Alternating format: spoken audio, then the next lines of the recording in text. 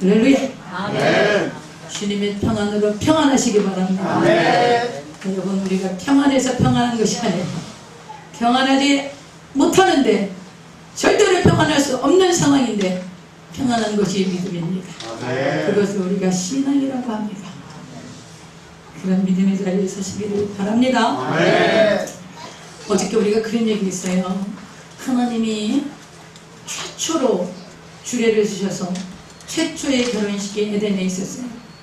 하나님의 창조의 목적은 인류를 하나님의 모양과 형상대로 만드시고 그들에게 생기를 불어넣어 생명이 되게 하시고 하나님의 나라를 창조하시고 그 하나님의 나라에 생육하고 번성하여 땅에 충만하고 하나님의 거룩한 역사를 이루어가고 그 하나님의 나라가 신범당해서 도적질 당하고 죽임당하고 멸망당하는 나라가 됐지만 예수 그리스도께서 회개하라, 방향 바꿔라, 그러면 하나님의 나라가 너에게 임할 것이다. 그러면서 그의 생명을 대신 주셔서 그 십자가로 말미암아 우리가 방향을 바꾸고 그리고 하나님의 나라의 하나님의 백성이 되어서 이제 하나님의 거룩하신 뜻을 이루고 하나님의 창조 목적을 이루기 위해서 우리가 부름받았다는 얘기를 했습니다. 그렇게 부름받은 우리가 살아야 할 가장 기본적인 것은 가정이라고 말했어요. 가정에서도 가장 부분적인 것은 부부라고 말씀을 드렸습니다. 부부가 돼서 결혼을 한다는 것은 남자가 부모를 떠나는 것이라고 그랬어요. 그래서 영적으로, 심리적으로, 정신적으로, 재정적으로 부모를 떠나서 아내와 연합하는 것. 그래서 그 연합이라고 하는 것은 모든 것의 연합이라고 말했습니다. 30년 이상 각자 살아갔던 그 삶의 자리에서 서로 맞추어가는 그 연합의 과정, 그것이 결혼이라고 말씀드렸어요. 부모를 떠나서 둘이 한 몸을 이루고 그 비밀이 크다고 말씀하셨어요. 그래서 둘이 벌거벗었지만 수치를 느끼지 않는 관계, 그것이 부부라는 말씀을 드렸습니다. 이것이 어제의 유언에 맞지요? 그래서 여러분, 너무나 중요한 것은 부부가 된 결혼이라는 것은 이 시대가 지금 결혼을 안 하려고 그래. 결혼을 안 하는 것은 나를 못 찾는 거야. 영원히 내 인생이 미완성인 거예요. 아내는 내 뼈 중에 뼈요, 살 중에 살인 거예요. 나예요, 나. 아내는 누구라 그러세요? 나야. 그러니까 결혼을 안 하면, 아내를 못 찾으면 나는 나를 못 찾은 거야. 나는 항상 불완전하고 항상 미완성으로 살아가는 거예요. 그렇기 때문에 여러분 주변에 결혼하지 않는 인생이 있거든. 그리고 결혼하지 않는 것을 자랑삼아 이야기하고 있거든. 여보세요. 당신은 영원히 미완성입니다. 하나님이 분리해낸 갈비조각을 찾으세요. 그 갈비뼈를 마저 찾아서 온전한 인생을 살아야 되지 않겠습니까? 결혼하십시오. 결혼이 하나님의 뜻입니다. 할렐루야. 그런 얘기를 했습니다. 또 하나 중요한 거, 결혼해서 부부가 돼서 한 몸이 된다는 것은 벌거벗었지만 수치를 느끼지 않는 거라고 했어요. 그것은 육체적인 것을 얘기하는 것만은 아니에요. 내 안에 감추어진 열등감, 내 안에 감추어진 수치심, 누구에게도 들키고 싶지 않았던 연약함들, 이것이 내 아내에게, 내 남편에게 드러날 수 있고 표현될 수 있고, 그리고 그것이 표현되고 드러났을 때 부부란 그것을 품어주고 안아주고 용납해주고 용서해주고, 그래서 어떤 수치를 드러내도 부부는 그것을 품어낼 수 있는 그 관계가 부부라고 했습니다. 그래서 여러분, 구약성경에 하나님께서 구약성경에 하나님과 이스라엘 백성들의 관계를 부부로 묘사를 하셨어요. 그래서 남북, 북이스라엘이 너무나 우상숭배를 하는 거예요. 그래서 하나님께서 우상숭배라는 건 뭐냐면 하나님이 남편을 두고 외도를 하는 거예요. 하나님이 남편인데 남편인 하나님을 두고 외도하는 게 우상숭배하는 거예요. 하나님만, 오직 한 분 하나님만 신이신 거예요. 오직 하나님만 유일신이신 거예요. 오직 한 분 하나님만 이스라엘 백성을 구원하신 하나님이신 거예요. 그 하나님이신 남편을 두고 외도하는 것, 그것이 우상숭배였던 거예요. 그래서 하나님 결코 우상숭배를 그대로 보지 않으셨어요. 북이스라엘을 심판하시죠. 그런데 하나님이 심판하실 때 너희들 말 안 듣는구나, 내가 심판해야 되겠다. 그리고 어느 날 심판하신 하나님이 아니세요. 하나님이 반드시 선지자를 보내셨어요. 그래서 북이스라엘이 호세아라고 하는 선지자를 보내시지요. 그래서 호세아라는 선지자에게 하나님이 아내를 맞으라고 말씀하세요. 근데 그녀는 몸을 파는 여인이었어요. 이스라엘을 하나님이 빗대서 하신 거지요. 몸을 파는 여인을 가서 그 아내로 맞이해라. 여러분, 이것은 하나님이 하나님의 역사를 이루고 하나님의 그 말씀을 증거하기 위한 하는 그 예언자에게 주신 표현이었지, 이것은 일반적인 계시가 아니에요. 청년부에 어떤 청년이 그런 얘기를 진짜로 내가 실제로 들은 적이 있어. 하나님이 저 어떤 여인하고 결혼을 하라 그랬다는 거예요. 근데 그분이 이 청년하고 결혼할 그런 상대가 아니야. 물론 뭐 이런 관계는 아니었지만 어쨌든 그런 관계는 아니야. 그러면서 대뜸한다는 소리가 호세아는 고멜하고 결혼했잖아요. 그러더라고요. 얘야, 네가 호세 아니야? 제발 그런 웃기는 적용을 하시면 안 됩니다. 그런 웃기는 적용을 하시면 안 돼요. 그래서 제가 말도 안 되는 이야기를 하지 말라, 이렇게 해서 그 관계를 제가 어쨌든 정리하는 그런 관계가 있었는데, 하여간에 구약성경은 하나님께서 남편이 하나님이야. 그리고 이스라엘 백성이 아내인 거예요.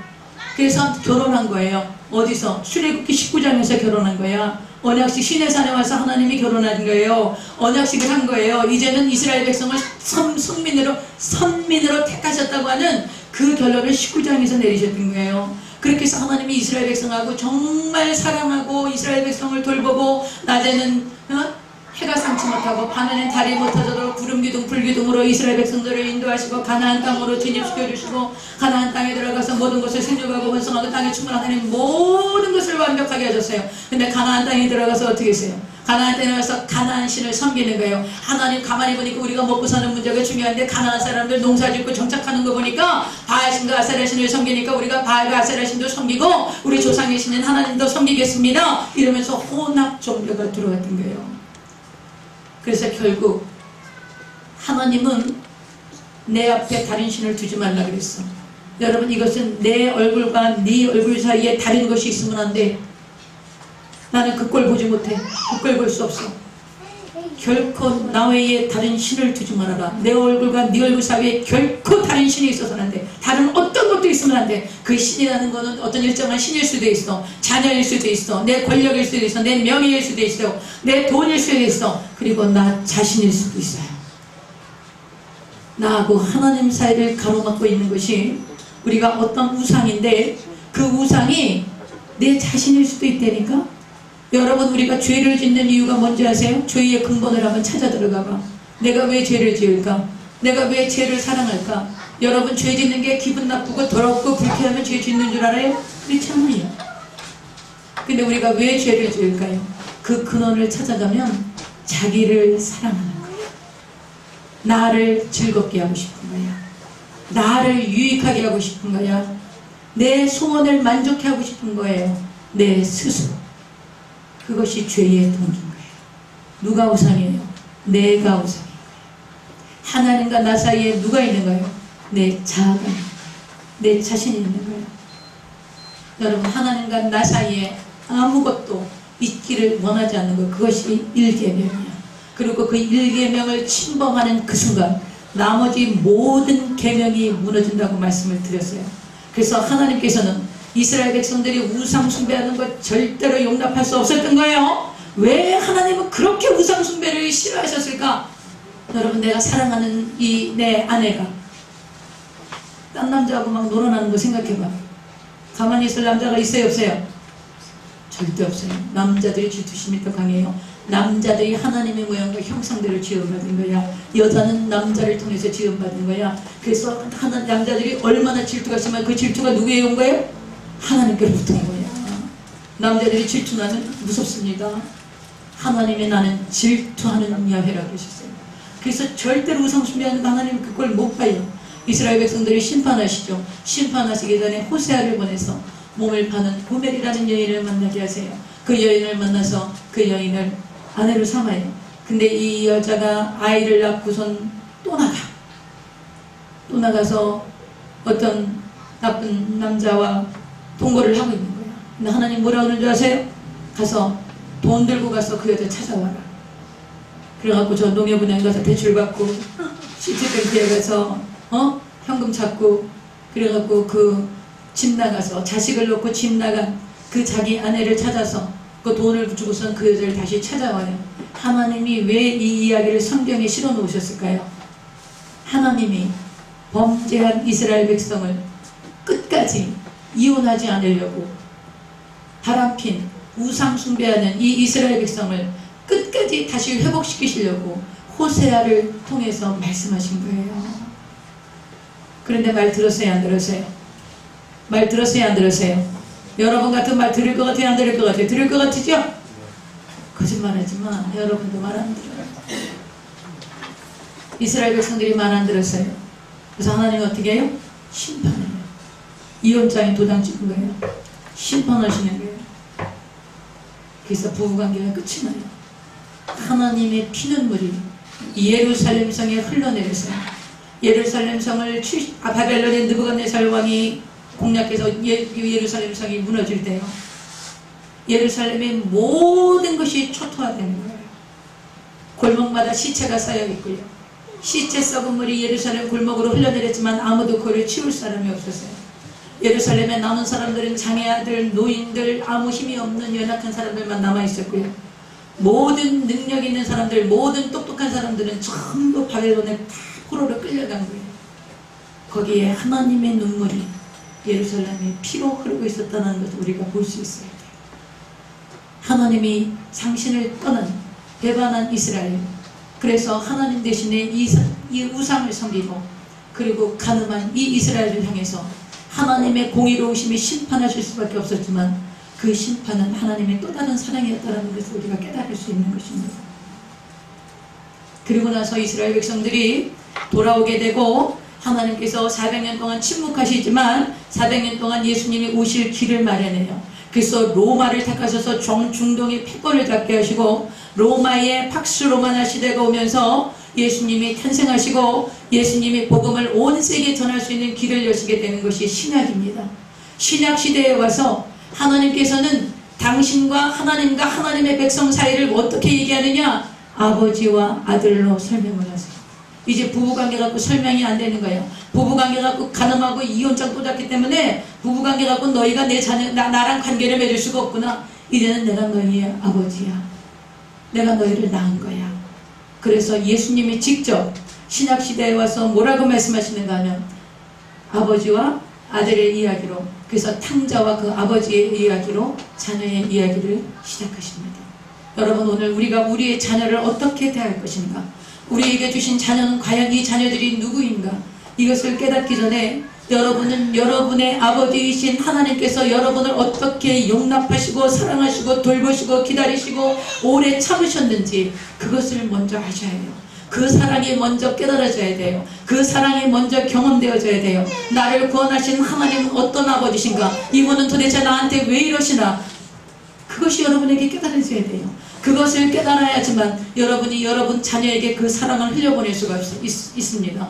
여러분 기억하세요. 나는 지금 불신앙하는 자녀들, 하나님과 상관없는 사람들에게 설교를 하고 있는 거 아니에요. 하나님과 상관없는 사람들은 지금 이 설교도 상관이 없어요. 그들은 하나님의 자녀가 아니기 때문에 아무 이유 상관이 없는 거예요. 하나님은 자기 백성에게 관심이 있는 거예요. 자기 백성이 아닌 자들은 하나님에게 어쩌면 육이 됐는지 몰라, 그냥 하나님이 내버려두는 자가 됐는지 몰라요. 그러나 하나님의 백성들을 하나님은 끝까지 관심을 가지고 지켜보시고 눈동자와 같이 보호하시고 지키신다는 사실을 여러분 기억하셔야 되는 것입니다. 네. 여러분, 우리가 탕자라고 얘기해요. 아들을 탕자라고 얘기해요. 근데 성경은요, 아들이 탕자가 아니라 아버지가 탕자예요. 그런 생각 해보셨어요? 여러분이 지금 대부분 아버지실 거예요. 여러분의 아들이 와서 나에게 돌아올 유산을 주세요.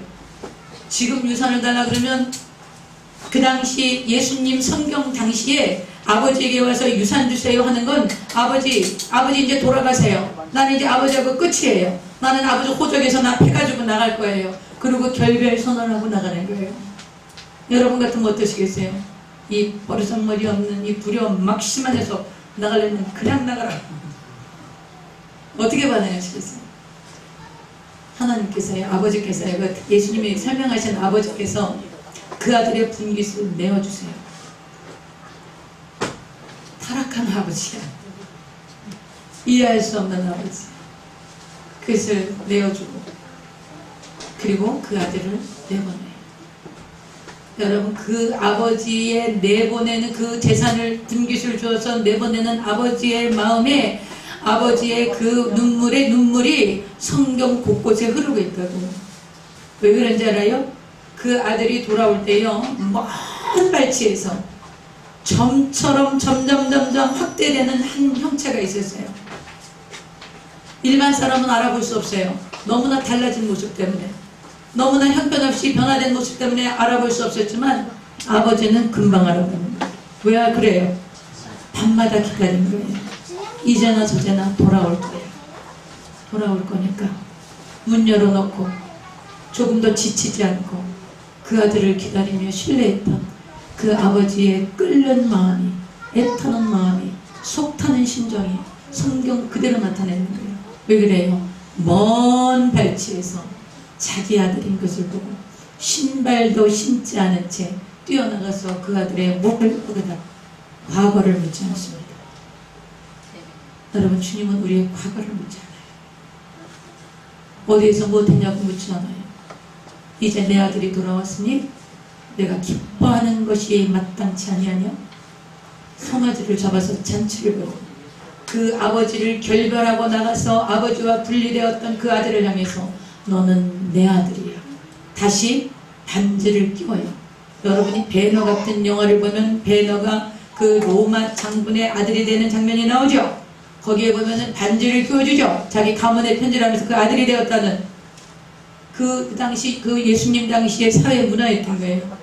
그 탕부 그 아버지는 자기 아들이 돌아오자 뭘 끼워요? 반지를 끼웠다 그래요. 반지를 끼웠다는 게 뭐예요? 너는 내 아들이야. 그 하나님의 아버지의 사랑을 예수님이 이렇게 설명하신 거예요. 탕자가 아니라 하나님이 탕부시라는 걸, 말도 안 되는 상황에서 그 아들을 받아들이고 말도 안 되는 상황으로 그 아들을 내보냈던 그 아버지가 탕부라는 것을 성경이 말씀하고 있는 거예요. 여러분, 여러분이 어떻게 구원을 받았는지 돌아보세요. 우리가 갈 바를 알지 못했어요. 우리가 행할 바를 알지 못했어요. 우리가 어디에서 와서 왜 살며 어디에 가는지 알지 못했어요. 그랬던 우리를 찾아오셨어요. 찾아오셔서 그 아들 예수의 피로 값져가서 우리가 하나님의 자녀가 된 거예요. 그렇기 때문에 여러분이 하나님이 우리를 어떻게 사랑하시고 얼마나 사랑하셨는지 그 사랑의 깊이와 넓이와 높이를 깨닫는 것이 우리 자녀를 어떻게 키울 것인가의 기준이 되는 것입니다. 그 사랑을 못 깨달으면 여러분은 여러분의 자녀나 여러분의 이웃을 향해서 어떠한 사랑도 흘려보낼 수가 없어요. 그래서 제가 오늘 이 탕부 아버지의 사랑을 좀 설명하려고 하는 것입니다. 우리가 갈 바를 알지 못했어. 우리가 하나님을 떠나서, 아버지를 떠나서, 제가 오늘 우리가 저 8달지 노인정회를 갔더랬어요. 제가 그 어른들을 보면서 이제 80세, 90세를 사시면서 이제 노년이 돼서 정말 오늘 내일 밤새 안녕인 거야.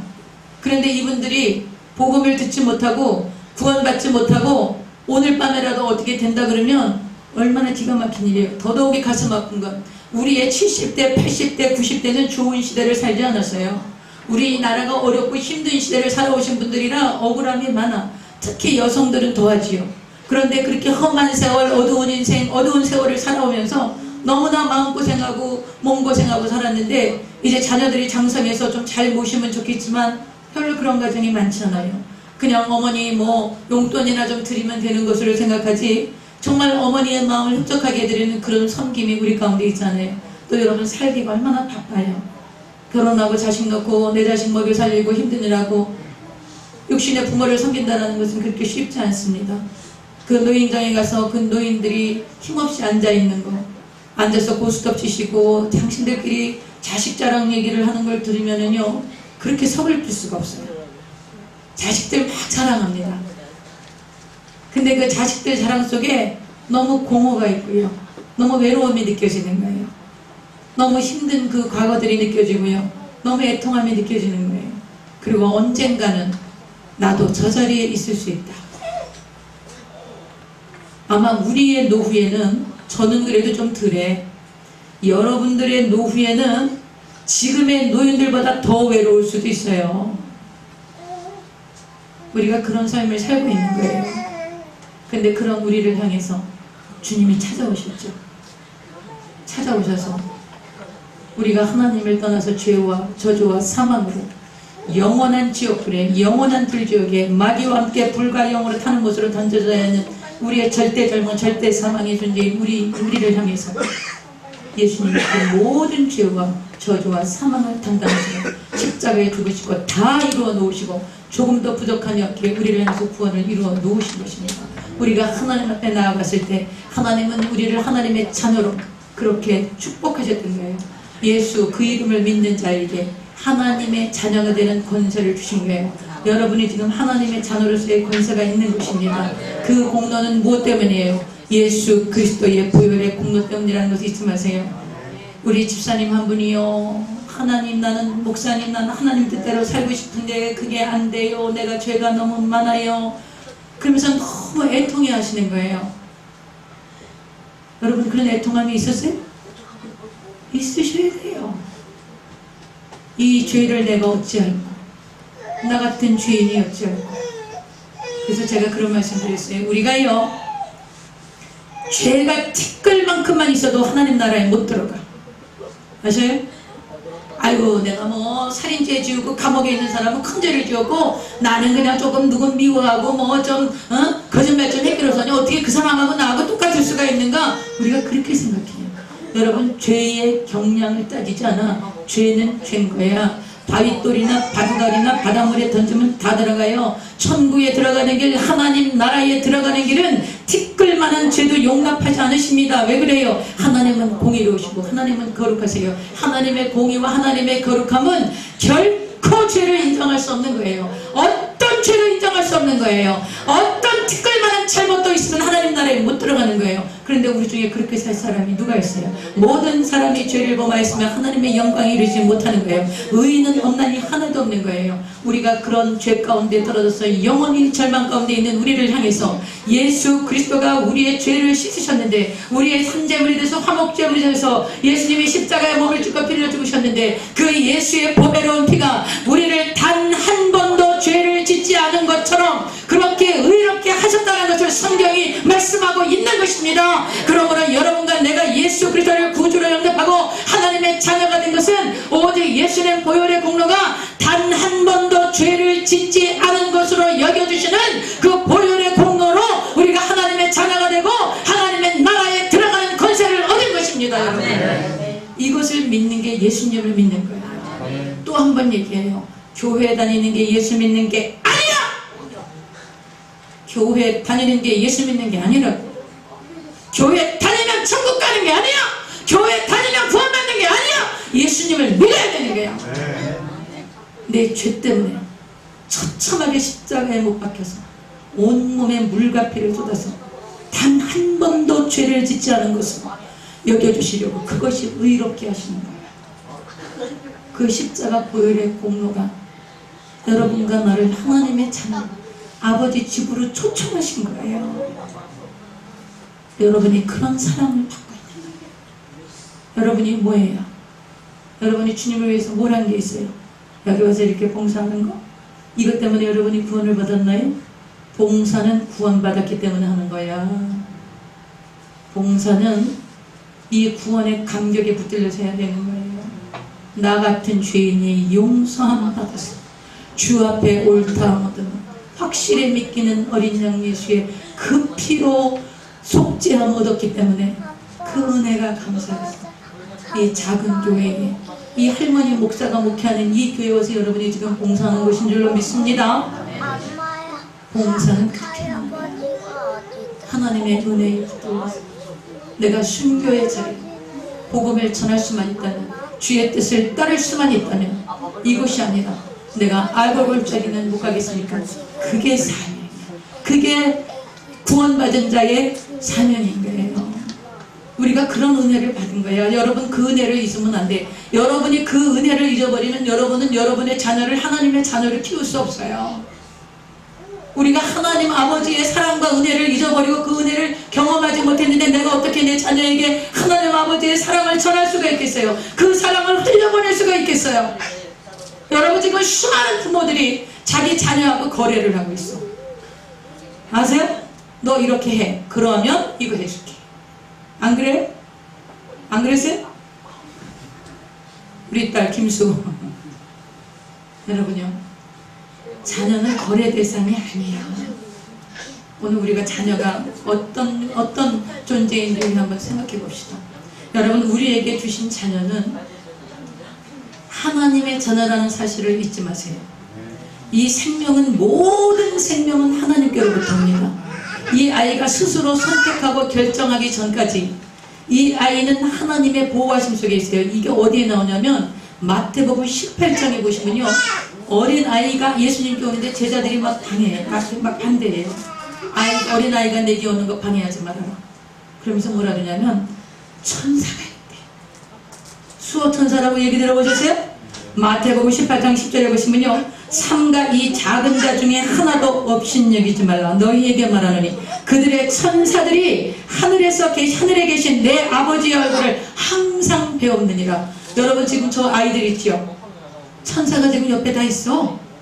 그래갖고 이 천사들이 항상 하나님 앞에 가갖고, 오늘요 우리 하나가요, 내가 하나님께 지켰는데요, 할머니가 기도하는 것 때문에 어떤 위험에서 마귀가 건드리려고 그랬는데 그 할머니 기도 때문에요 하나가 지킴을 받았어요. 제가 할머니가 기도했기 때문에 얼른 가서 하나를 지켰지요 하나님. 그렇게 가서 보고한대요. 기도하겠어요 안 하겠어요? 할 거예요 안 할 거예요? 여러분의 자녀가 누구의 자녀예요? 하나님 자녀예요.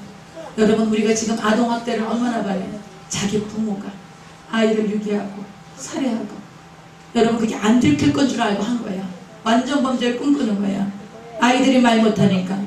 그런데 어때요? 다 드러나죠. 누가 드러나게 해요? 하나님의 자녀를 살해하고 학대한 죄값을 누가 갚으시는 거예요? 하나님이 갚으시는 거예요. 여러분의 자녀를 똑바로 보세요. 여러분의 지금 자녀 안 왔으면 자녀를 마음속에 한번 그려보세요. 그 자녀를 하나님이 나한테 맡기셨어요. 우리가 위탁 부모라는 사실을 잊지 마세요. 위탁 부모예요. 이 땅에 있을 동안 하나님의 자녀를 나한테 잠깐 맡겨주신 거예요. 옛날에 카터 대통령이 자기 딸 에이미를 데리고 왔었어요. 한국에 오셨을 때 생각나요? 그래서 롯데호텔에 아주 그냥 그 VIP 룸에 그 아이였는데, 아버지 카터는 이제 이렇게 활동을 해야 되니까 경호원들이 그 아이를 지키는 거예요. 어떻게 지키겠어요? 어떻게 지킬 것 같아요? 하물며 여러분, 카터 대통령의 딸이 아이가 아니에요. 우리 자녀는 지금 누구의 자녀예요? 하나님의 자녀예요. 함부로 할래요 안 할래요? 구박할래요 안 할래요? 비교할래요 안 할래요? 너는 왜 이것도 못하니? 너는 왜 요거밖에 안 되니? 너는 왜 공부를 이렇게 못하니? 너는 이것도 왜 못하니? 여러분, 이 아이에게 하나님이 이 아이에게만 주신 그런 은사와 특징이 있어요. 우리 모두 다 같아요. 이 하나님은요, 이 땅에 지금 75, 85억의 인구가 있다 그래요. 한 사람도 같지 않아요. 우리 교회 쌍둥이 있어요. 저 쌍둥이도 같지 않아요. 하나님이 얼마나 다양하신지 모든 사람들을 다 다르게 만드신 거예요. 비교당할 이유가 없어요. 그런데 우리는 어떻게 해요? 누집 아들, 멈치나, 멈친딸 이래가지고 누집에는 이렇다는데 너는 왜 이러냐? 그래서 그 아이가 비교의 대상이 돼서, 그 비교의 대상이 되는 건 지금 누구를 향한 거예요? 하나님을 향한 거예요. 이것을 예수를 믿지 않는 사람들은 못 깨닫는 거예요. 하나님도 모르니까, 자기 인생이 어디 가서 왜 사는지 어디 가는지도 모르니까, 예수 그리스도께서 자기를 어떻게 구원하셨는지도 모르니까 그 사람들에게는 상관이 없는 얘기예요. 그러나 저와 여러분은 어때요? 저와 여러분은 성경적인 그런 하나님의 은혜를 경험하고 그 은혜대로 여러분의 자녀를 양육하십니까? 아니면 세상의 기준으로 자녀를 양육하십니까?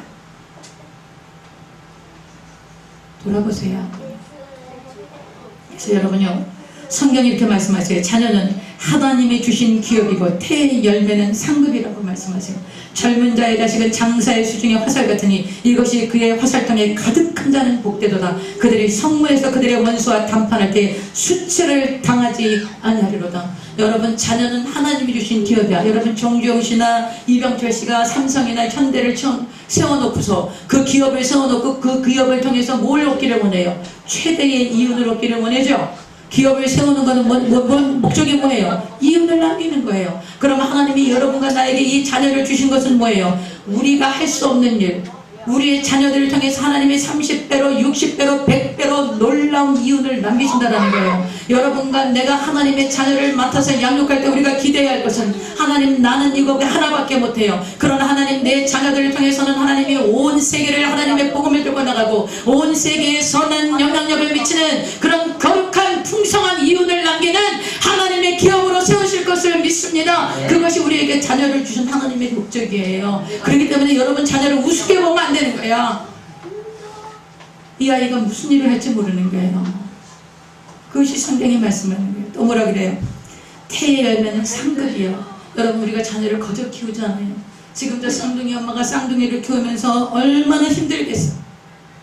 두 아이를 키우면서 누가 돌봐주는 사람도 없이 얼마나 힘들게 키우겠어요. 여러분 다 자녀들 힘들게 키웠을 거예요. 그런 힘듦과 수고와 눈물과 고통과 조금만 아프면 들쳐업고 밤이고 낮이고 뛰어야 되고 어디 다칠까 혹시 누구한테 상해를 받지 않을까 밖에만 내놓으면 조바심하고 그 아이를 향해서 끊임없이 그 신경을 쓰고 애써야 하는 우리의 수고에 하나님이 그 자녀가 상급이 된다고 말씀하시는 거예요. 나중에 여러분과 나의 멸류관이 되어주는 거예요. 우리가 하나님의 말씀과 훈계를 이 자녀를 양육해서 하나님의 뜻대로 올려드렸을 때 그 자녀는 여러분과 나의 멸류관이 되어져서 우리의 인생을 빛나게 해주고 놀라운 상급으로 하나님의 역사를 하시는 것입니다. 그러므로 여러분이 하나님의 자녀를 키울 수 있는 방법은 뭐겠어요? 하나님의 말씀으로 키워야 하는 것입니다. 하나님의 자녀를 무엇으로 키우겠어요? 여러분 이 모든 기계들이 작동하는 매뉴얼이 있어요. 이 기계를 만든 사람이 만든 매뉴얼이 있어. 그 매뉴얼대로 작동하게 되어 있는 거예요. 하나님의 자녀는 하나님 우리에게 맡겨주신 거예요. 무엇으로 키워야 되겠어요? 하나님의 매뉴얼대로 키워야지. 그게 뭐예요? 성경인 거예요. 성경으로 하나님의 자녀들을 키워야 돼요. 하나님의 말씀으로 이 자녀들을 키워야 하는 것입니다. 그 성경은 이렇게 말씀해요. 젊은 자의 자식은 장사의 수중에 화살 같다 그랬어요. 여러분 장수가 화살통에 화살이 많아봐. 든든하겠죠? 여러분 지금 둘만 낳아 잘 키우자 그러는 게 우리 세대야. 우리 세대에 둘만 낳아 잘 키우자 그래가지고 셋째 나면은 의료보험도 안 해줬어요. 그리고 남편들은 저 예비군 훈련 가면 더 이상 그 아이 못 낳는 그런 수술을 해서 산하 제한을 한 거예요. 이제 그게 겨우 40년 지나갔어요. 인구 감소 시대가 열리고 있는 거예요. 그때 선지자가 있었죠. 가나안 농군에게 김용기 장로님, 지금은 도천하셨어요. 그분이 전국을 다니시면서 산하 제한에 반대하는 강의를 하셨어요. 우리 인구가 1억이 돼야 한다. 산하 제한은 하나님의 뜻이 아니다. 하나님의 뜻은 생육하고 번성하고 땅에 충만하여서 다스리고 정복하는 것이다. 그러므로 산하 제한은 하나님의 뜻이 아니다. 그때 우리는 너무 살기 힘들었어요.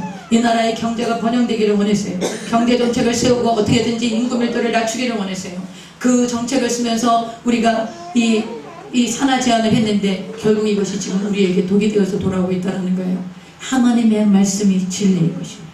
하나님의 말씀대로 운행하는 것이 그것이 바로 성공인 것입니다. 그 김영기 장로님의 말을 아무도 듣지 않았어요. 선지자의 말을 아무도 듣지 않았어요. 지금도 안 들어요. 지금도 결혼 안 해. 결혼 안 하는 게 무슨 멋인 줄 알아. 결혼 안 하는 것이 무슨 자기의 유익을 나타내고 자기가 굉장히 잘난 걸 알아. 여러분 그런 거지 같은 생각을 가지고 있는 지체들이 있으면 당장 결혼하라고요. 당장 결혼하라. 결혼이 하나님의 뜻이에요.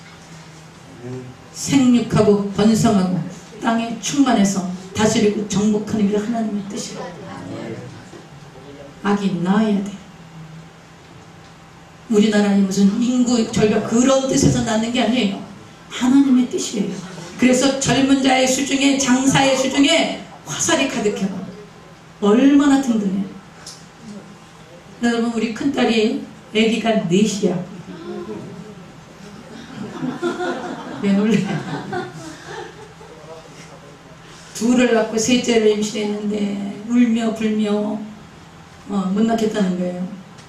그래서 제가 그럼 목사가 안 나면 어떡할 건데? 네가 지금 하는 말을 네 아이가 지금 듣고 있어. 너는 그 아이가 태어나면 그 아이에게 철저하게 용서를 빌어야 할 거야. 얼마나 겁을 줬는지 몰라. 아이를 잘 낳았어요. 그렇게 잘생긴 아들이 없어. 근데 나 그렇게 효자야. 엄마 생각을 제일 해주는 아들이 그 아들이에요. 그리고 넷째를 또 임신했어요. 이때는 말을 안 하더라고. 그냥 엄마가 뭐 이건 엄마한테 얘기하면 아무 소용이 없어. 그러니까 얘기를 안 하더라고요. 근데 하나님이 저한테 계시를 주시는 거예요. 걔가 지금 어떤 변화가 있다는 거지. 너 무슨 일 있지? 딱 전화를 걸었어요. 또 어떻게 알았냐? 이실 짓고 하거라. 임신했다. 잘했다. 기본이 4명이야. 넌 딱 기본한 거다. 너무 축하한다. 그 아이가 미국을 통치할 대통령이 될 줄 누가 알겠느냐? 하나님이 잉태해서 미국의 대통령을 잉태하게 한 줄 누가 알겠느냐? 할렐루야 감사함으로 나을지어다. 잘 나왔어요. 기가 막히게 똑똑해. 그래서 자녀가 넷이네요. 어떻게 키우는지 몰라요. 지 말로도 그래요. 그냥 지들끼리 잘한대요. 지들끼리 잘하고 있대요. 여러분 자녀를 낳아야 되는 거예요. 하나님이 키워줘요. 이런 말 하면 아이고 목사님이 어떻게 알아요? 하나님이 안 키워주면 내가 키워줄게.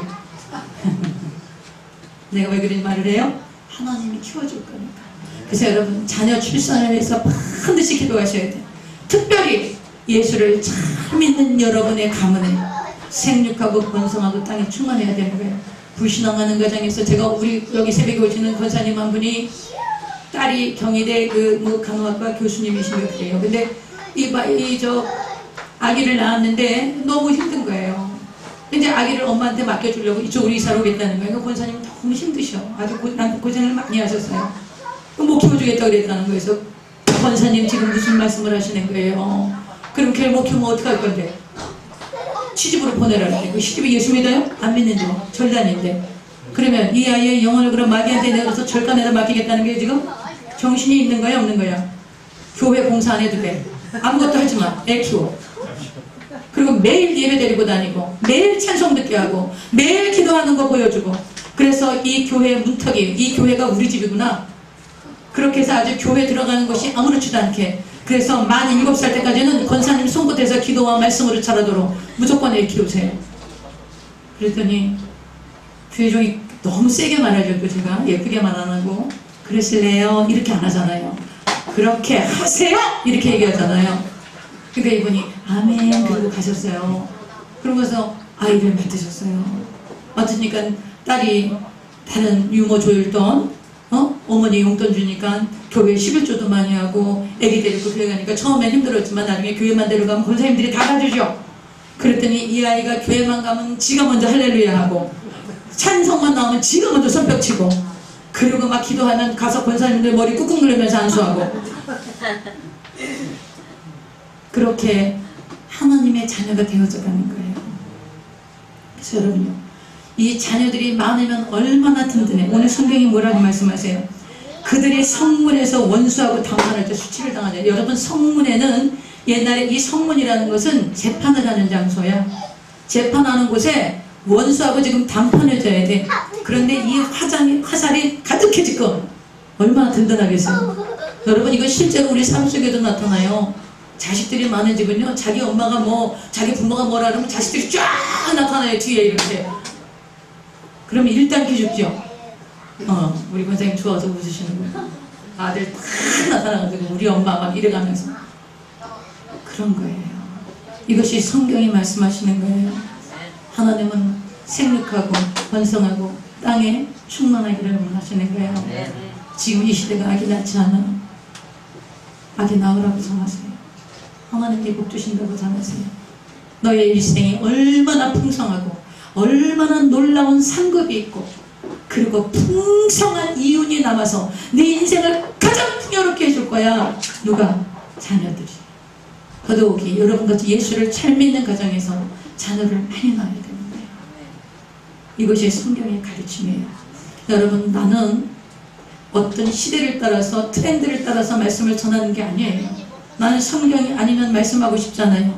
나는 내가 언제 갈지 모르니까 항상 나는 나의 마지막을 꿈꿔요. 내가 오늘 밤에 내가 하나님께 불려서 갈 수도 있어요. 그러기 전에 성경에 있는 것을 내가 분명히 가르치고 가야 되겠다. 그것이 나의 목회의 방침이야. 할 말 해야 되겠다. 그래서 비굴하게 할 말 안 하고 비유 맞추고 제가 이거 안 합니다. 오늘 이 말하고 내가 오늘 저녁에 천국 가야 되기 때문에 할 말 해야 되겠다는 거예요. 자나나하시고. 할렐루야. 그리고 우리에게 주신 자녀의 생명과 인권은 하나님의 거예요. 하나님께 속한 거예요. 여러분 마태복음 18장에 오늘 얘기하신 말씀이 있고요. 하나님의 자녀를 우리에게 잠시 맡겨주신 거고요. 그러므로 그 자녀의 친아버지는 누구시라는 거예요? 하나님 아버지시라는 거예요. 그러면 여러분 하나님의 자녀를 어떻게 양육해야 되겠어요? 하나님의 법으로 양육해야 되는 거야. 그래서 여러분 하나님의 말씀을 가르쳐줘야 돼요. 그러면 이스라엘 백성들은 하나님의 자녀들, 이스라엘 백성들이 하나님의 대표적인 자녀들이죠. 그럼 이스라엘 백성들을 어떻게 양육했는가 그걸 보면 되겠죠. 모세가요, 자기는 이제 얼마 남지 않았어. 모세가 40년 광야 생활을 마치고 느보산에 이제 도착했어요. 그래서 광야에서 그 느보산에 올라가서 보니까 지금도 느보산에 가면 이 요단강 건너편에 지금 이스라엘 가나안 땅이 확 내려다 보입니다. 우리 옛날에 설악산이나 그 한라산이나 저 한계령이나 미시령 올라가면 저쪽 속초 앞바다가 내려 보이죠? 그런 걸 상상하시면 돼요. 그것이 내려다 보이는 그 산에서 40년 동안 광야를 돌았던 이스라엘 백성들을 향해서 너희가 하나님을 어떻게 섬겨야 하는지 그것을 말씀하시는 것이 신명기야.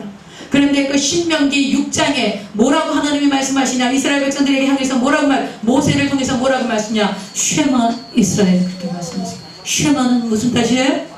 드러나는 거예요. 여러분 기억하세요. 기독교는 보는 종교가 아니야. 보려고 하지 마라. 봤다 그러는 거 다 가짜예요. 아이고 내가 뭘 봤어요. 뭐가 나타났어요. 그런 보는 종교 봤다고 하는 건 다 내가 볼 때는 99.9%는 가짜인 것 같아요. 하나님은 말씀하세요. 우리는 듣는 거예요. 기독교는 듣는 종교예요. 하나님이 말씀하시는 걸 들으라는 거예요. 그것이 자녀를 양육하는 길인 거예요. 그것이 너희의 살 길이라는 거예요. 그런데 무슨 말씀을 하시냐? 무슨 말씀을 들어야 되느냐? 신명기는 이렇게 말씀하세요. 마음을 다하고 뜻을 다하고 힘을 다하여 주 너희의 하나님을 사랑하라. 그리고 내 이웃을 내 몸과 같이 사랑하라. 이것이 하나님이 이스라엘 백성들에게 주신 규례와 율법과 계명인 거예요. 하나님께서는요, 이 모세를 통해서 이스라엘 백성들이 하나님을 사랑하기를 말씀하신 거예요. 할렐루야. 여러분, 우리가 신앙생활을 하면서 우리가 나를 너무 사랑해. 나를 너무 사랑하기 때문에 하나님을 이용하고 싶어. 그런데 너무 이상한 건요, 내가 하나님을 사랑하면 하나님이 하나님의 뜻을 나한테서 이루어 주세요. 그래서 여러분, 하나님이 당신을 사랑하라고 하신 것은 당신 자신이 내가 사랑받고 싶어서 그런 게 아니라 우리가 하나님을 사랑하는 그 순간 우리가 매여있던 모든 올무가 끊어지는 거예요. 우리를 자유케 하시는 거예요. 그래서 우리의 소원들이 이루어지고 하나님의 꿈을 우리를 통해서 이루어 가시는 거예요. 그래서 하나님 우리를 하나님이 사랑하라고 얘기하세요. 이 말씀을 이스라엘 백성들이 어떻게 가르쳤느냐? 오늘 신명기 6장을 보시면요, 너희가 마음을 다하고 뜻을 다하고 힘을 다하니 하나님 야훼를 사랑하라고 말씀하시고, 이 말씀을 어떻게 가르쳤냐? 마음에 새기다고 가르쳤네요. 어디에 새겨? 마음에 새기는 거예요. 그런데 여러분, 아이들이나 저나 여러분이나 똑같아. 한 번 들으면 일로 나가죠? 안 그래요? 마음에 새기고 계세요? 우리 집사님 마음에 새기다. 근데 성경은 뭐라고 그래요? 마음에 새기라 그래요. 여러분, 이 마음에 새기는 게 쉽지 않습니다. 모세도 알고 있었어요. 하나님께서도 알아요. 우리가 얼마나 잘 듣고 잘 잃어버리고 잘 떠나가는지. 그래서 뭐라고 말씀하시냐? 부지런히 가르치래. 여러분, 하나님의 말씀을, 하나님을 사랑하는 것을 부지런히 가르치라는 거예요. 어떻게 가르치냐? 집에 앉았을 때든지. 머릿속으로 상상을 하는 거야.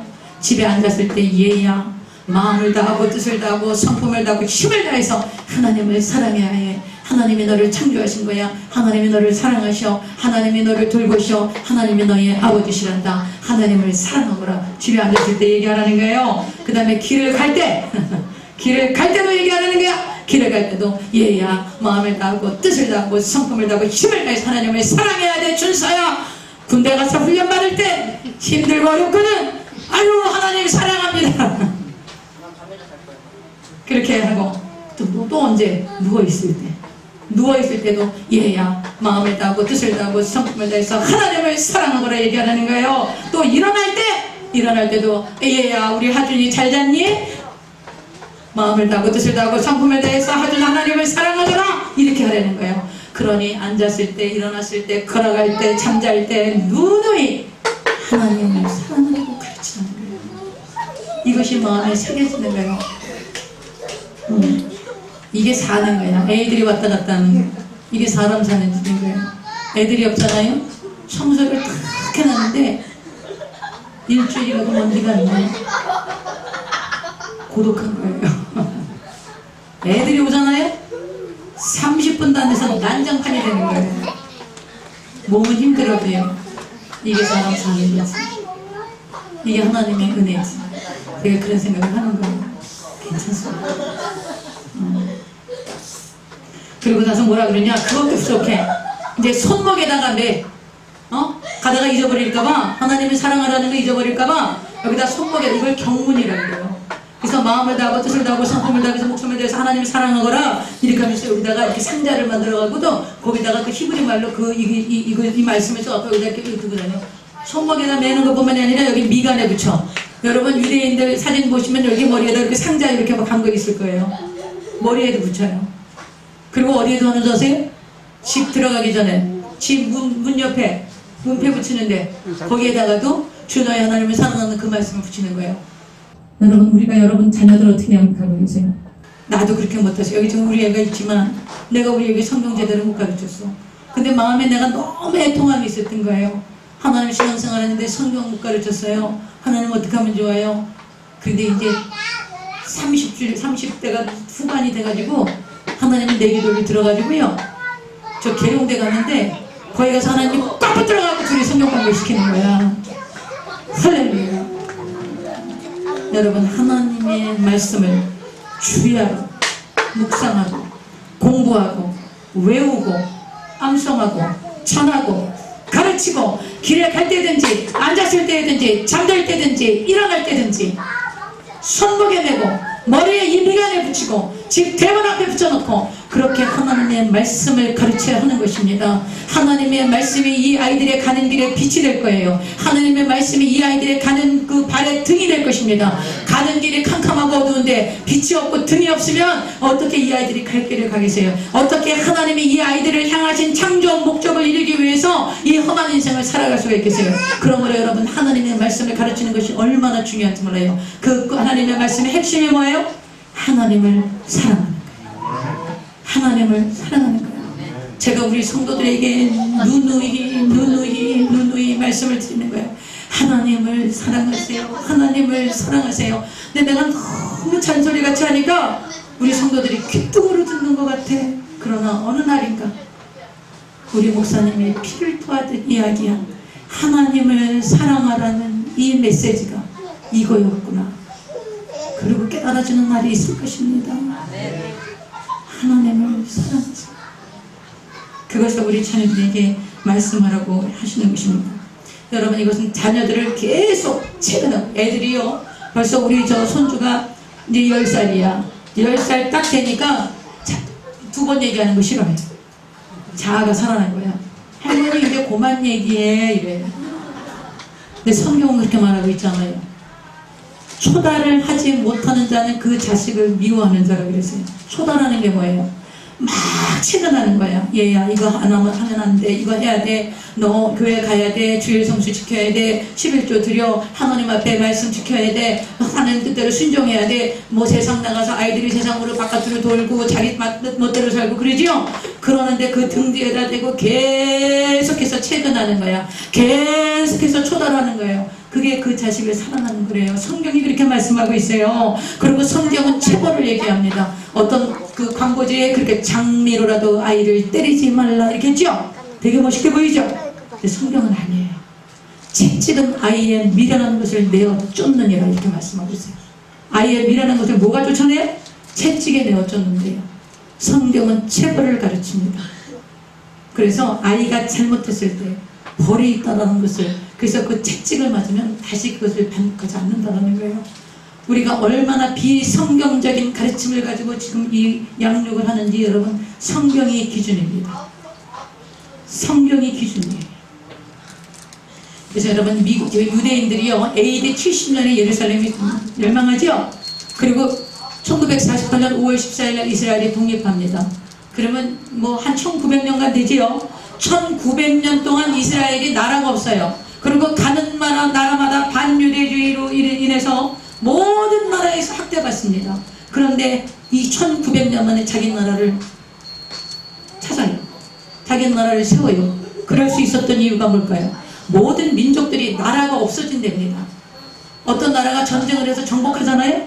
그러면 200년, 300년이면 그 민족이 흡수돼가지고 없어진대요. 그런데 이 이스라엘 백성은 1900년 동안 자기 종족 보존을 했었던 거예요. 그 이유가 무엇일까요? 할례와 안식일이에요. 그들은요 히틀러에게 잡혀가면 히틀러가 유대인인 것을 확인할 수 있었던 것은 그 당시에 무슨 유전자를 확인했겠어요? 할례였던 거예요. 그런데 그 할례를 히틀러의 학살 앞에서도 그 유대인들은 할례를 행했다라는 거예요. 그리고 안식일을 지킨 거예요. 자기 민족이 말살당하는 전쟁이 아랍이 연합해서 안식일날 전쟁을 시작해요. 그런데 처참한 피해를 입으면서도 안식일날 전쟁하지 않았던 사람들이 유대인들이에요. 그것이 그 유대인들의 종족을 보존할 수 있었던 증거였습니다.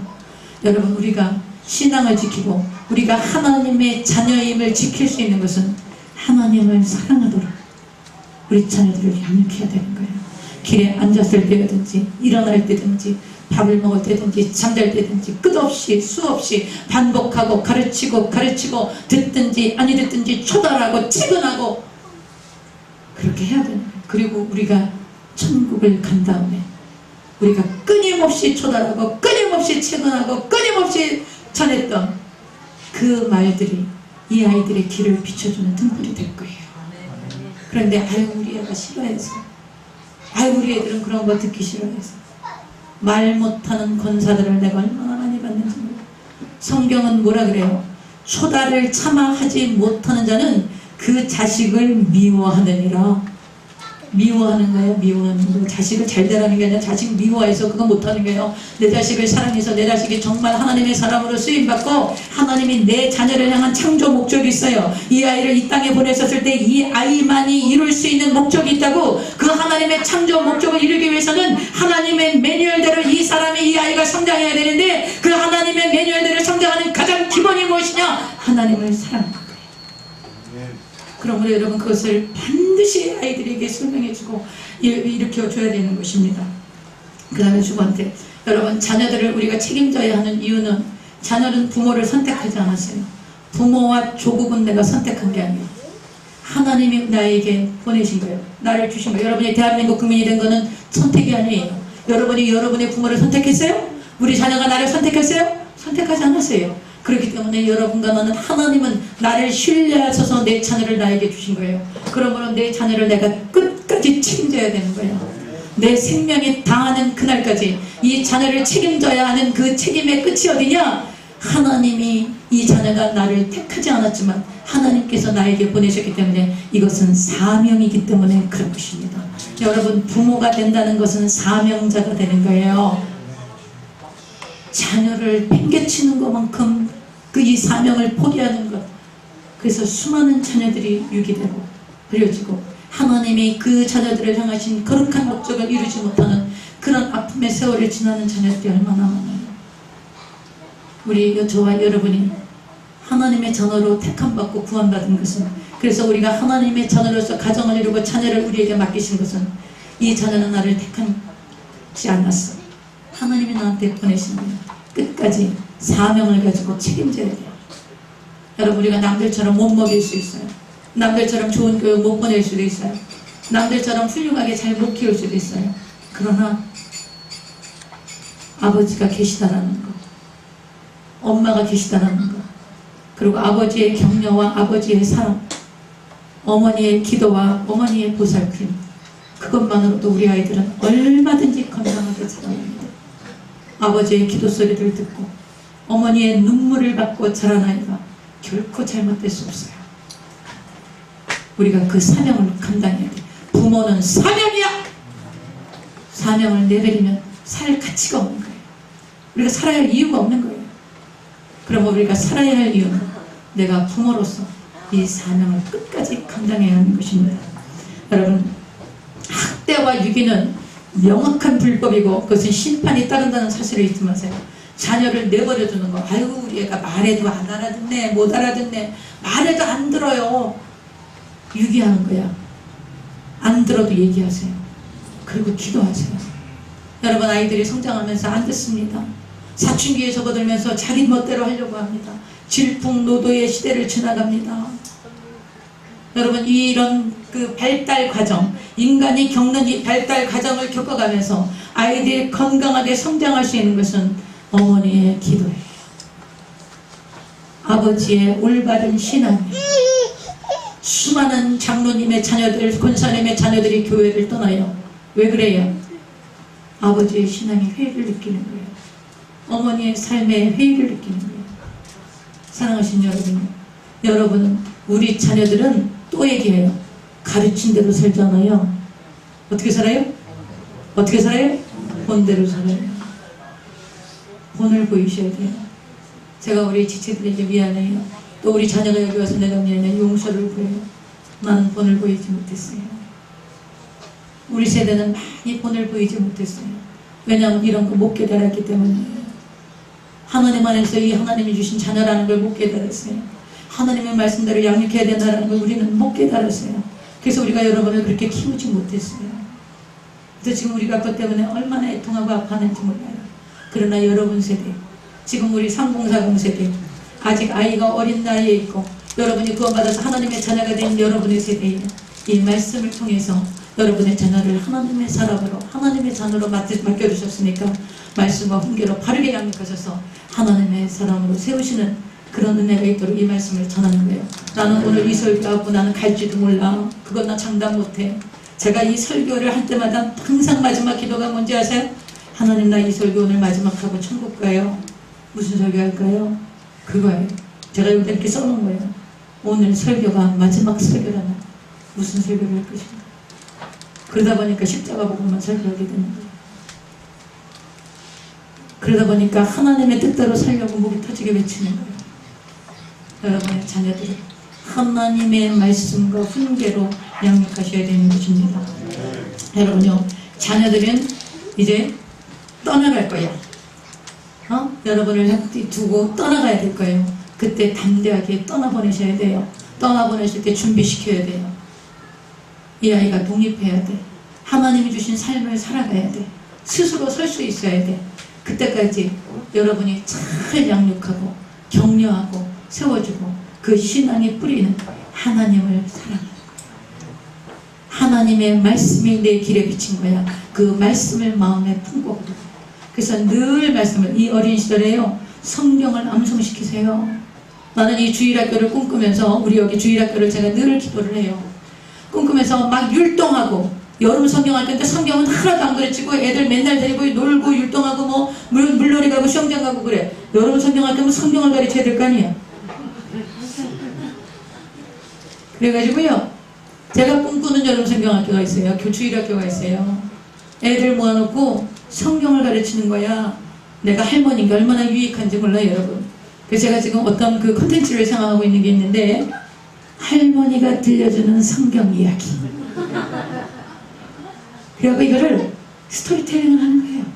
얘들아, 하나님께서 캄캄한 어두운 가운데서 천지를 창조하셨다. 그리고 저 쌍둥이 3살 되거든요. 옆에 앞에 앉혀놓고 옛날 얘기처럼 성경을 이야기해 주는 거예요. 그렇게 해서 이것을 창세기를 끝내고 출애굽기를 끝내고 한 권 한 권 끝날 때마다 내가 유튜브에 올려놓을 테니까 여러분 퍼날려서 제가 왜 이 생각을 하는지 아세요? 너무 성경을 안 가르치는 거예요. 여러분, 하나님의 말씀이 없는데, 빛이 없는데, 등이 없는데 어떻게 우리 아이들이 길을 찾아갈 수가 있겠어요? 기준이 없는데 어떻게 이 혼란과 혼돌 속을 걸어갈 수 있겠어요? 어떻게든지 성경을 가르쳐야 되겠다. 어떻게든지 성경을 말을 외우게 해야 되겠다. 어떻게든지 하나님의 말씀이 이 아이들을 사로잡게 해야 되겠다. 그것이 제 마음의 열망인 거예요. 그것은 아이들뿐만이 아니에요. 우리 성도들도 마찬가지예요. 어떻게든지 성경을 가르치고, 성경이 하나님입니다. 성경의 말씀이 하나님이세요. 그 말씀이 육신에 나오신 분이 예수 그리스도이십니다. 말씀을 배우세요. 말씀을 깨달으세요. 말씀 성경 속에서 말씀하신 하나님을 만나세요. 성경 속에서 말씀하신 하나님의 마음을 느끼세요. 하나님의 생각을 느끼세요. 하나님을 사랑하세요. 하나님이 여러분을 어떻게 사랑하시고 어떻게 돌보시고 어떻게 책임져 주셨는지 그 십자가의 사랑이 전해지는 이 성경을 외우세요. 이 성경을 묵상하세요. 그리고 묵상하고 배운 것을 가르치세요. 전하세요. 예수 믿으면 복 받는다 그거 말하지 말고, 성경에 하나님이 이렇게 말씀하세요. 성경이 하나님이 여러분을 이렇게 사랑하신대요. 그 말씀을 여러분이 전하기 원해서 제가 이 교회에서 성경을 가르치다가 여러분 모두가 바이블 러버가 되기를 원하는 거예요. 성경을 사랑하는 사람들이 되기를 원하는 거예요.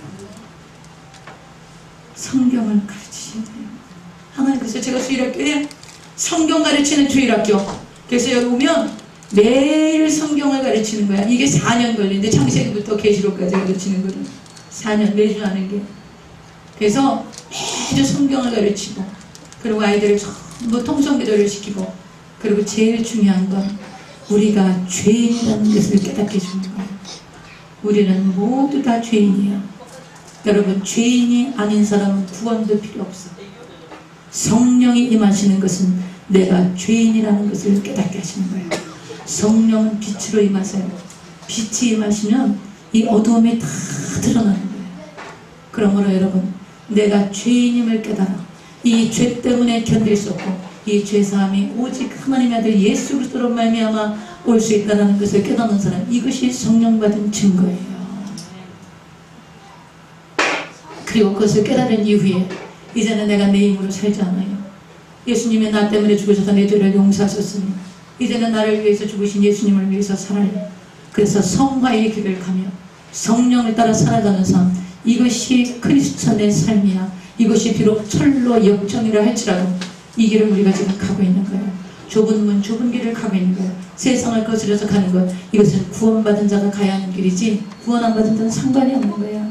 그래서 여러분, 종교팔이 하지 마라. 교회 와가지고 교회 다니면, 예수 믿는 교회 다니면 구원받는다고 하는 이 엉터리 복음에 속지 말라고요. 여러분, 본교회 돌아가거든 그런 엉터리 복음에 속고 있는 사람들이 많아요. 복음을 전하세요. 내가 죄인이라는 것과 이 죄 때문에 예수님이 십자가에 죽으시고 부활하셔서 내 죄를 사하시고 그 예수님을 구주로 영접해서 내가 속죄를 받아 하나님의 자녀가 된 거고, 하나님의 자녀가 된 이상 이제는 하나님의 법대로 살아야 하는, 하나님의 매뉴얼대로 살아야 하는, 그래서 말씀이 육신이 오신 예수님을 따라 예수님이 보내신 보혜사 성령님을 따라 살아가는, 그래서 우리가 성령 충만해야만 하는 그런, 여러분, 성경과 우리의 신앙이 얼마나 논리적인지 몰라.